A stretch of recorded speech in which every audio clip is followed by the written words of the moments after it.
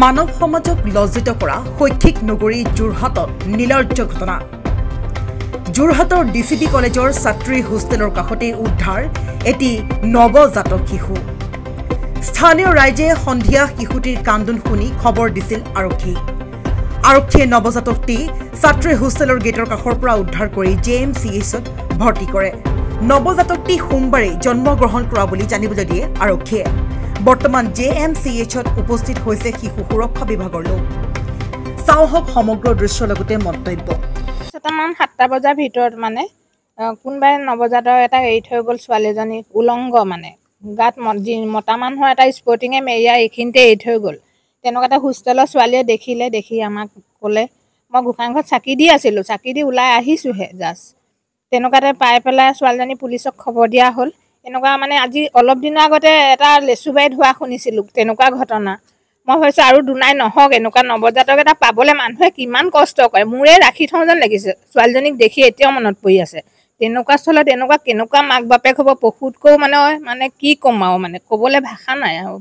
এনেকৈ এৰি থৈ যাব পাৰিছে আজি মানে যোৰহাটৰ এনেধৰণৰ ঘটনা কিন্তু শেহতীয়াকৈ বৃদ্ধি পাইছে আজি অলপ দিনতে এইফালে আৰু এটা ঘটনা শুনিছোঁ টোপোলাত বান্ধি থৈ গৈছিলে কিন্তু এইটো কেঁচুৱা উলংগতে এৰি থৈ গৈছে গাত এটা কাপোৰ বস্ত্ৰও নাই ছোৱালীজনী মানে হয়তো আজি জন্ম হোৱা চাকৰি দেই মানে নহ'লে কাপোৰ কানি পিন্ধাই থ'লেহেঁতেন মানে মৰিনীৰ পৰা পৰশুৰাম তাঁতীৰ ৰিপৰ্ট নিউজ 8 আছাম আপুনিও হাতত লৈছে নেকি ডাঙৰ কনষ্ট্ৰাকশ্যনৰ কাম আপুনিও হাতত লৈছে নেকি ডাঙৰ প্ৰজেক্টৰ কাম সিমেণ্ট ফেক্টৰী ডাঙৰ ব্ৰিজ ৰিফাইনাৰী প্লাণ্টকে আদি কৰি যিকোনো কনষ্ট্ৰাকশ্যনৰ কামৰ বাবে প্ৰয়োজন হয় ভিন্ন টাইপৰ ক্ৰেন ছাৰ্ভিচৰ গতিকে এতিয়াই যোগাযোগ কৰক